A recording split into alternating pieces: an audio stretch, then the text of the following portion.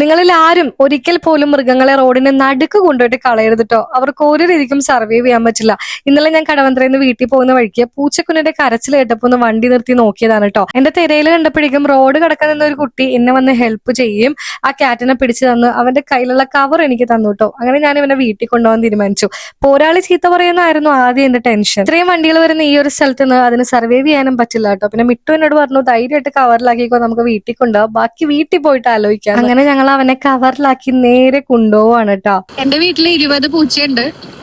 ഒരാളെ ചീത്ത പറയാന്ന് അറിയില്ല, പക്ഷെ നമുക്ക് അതിനെ അങ്ങനെ കണ്ടിട്ട് അവിടെ ഇട്ടിട്ട് പോവാനും തോന്നിയില്ല. ദൈവദൂതനെ പോലെ ആ കുട്ടി വന്ന് കവർ തന്നോണ്ട് തന്നെ പൂച്ചനെ സേഫ് ആയിട്ട് എനിക്ക് വണ്ടിയിൽ പിടിക്കാൻ പറ്റിട്ടോ. അങ്ങനെ നമ്മൾ നേരെ വീട്ടിലോട്ട് പോവാണ്. അമ്മയുടെ റിയാക്ഷൻ എന്താന്ന് കാണാം. ഒരാള് ചീത്ത പറയോ ഇല്ലേന്ന് അറിയില്ല.